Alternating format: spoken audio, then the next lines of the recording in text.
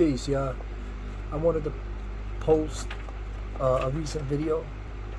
I'm in a lot of different circles, different brothers and sisters, men, women, children sometimes, who have many questions about the origins of the word Sumerian and the Sumerians, the Sigagi,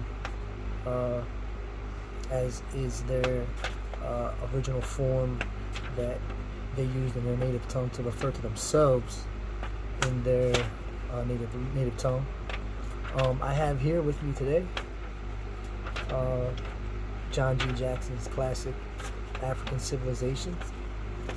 On page 73, I want to share this with a few people that I was speaking with to catch you guys up with my sources.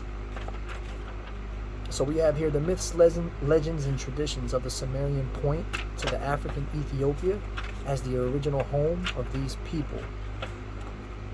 John G. Jackson is referring to Professor W.G. Perry's The Growth of Civilization.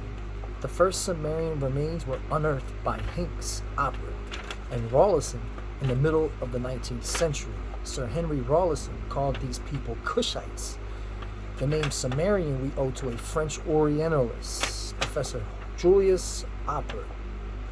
Rawlinson anticipated Perry by tracing the Sumerians back to Ethiopia and Egypt. The following extract is condensed from Sir Henry Rawlinson's essay on the early history of Babylonia.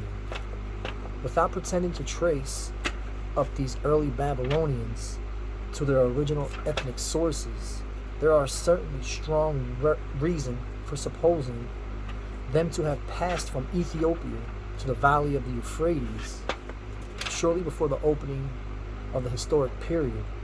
The system of writing which they brought with them has the closest affinity to that of Egypt. In many cases, indeed, there is an absolute identity between the two alphabets. The opinions of Johnson are reinforced by archaeological finds. The Assyrians themselves are shown, says Paul,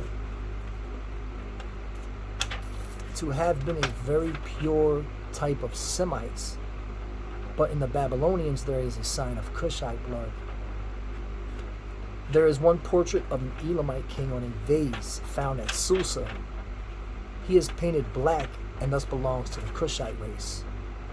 And that was cited by Professor A.C. Hayden in his History of Anthropology on page 6. So I have John G. Jackson's classic with a ton of sources in here with essays and books, which if you have any additional questions, first names, dates, or you need any help finding any of John G's sources to this short primitive lesson on the Sigagi, as we know the Sumerians, please feel free to comment.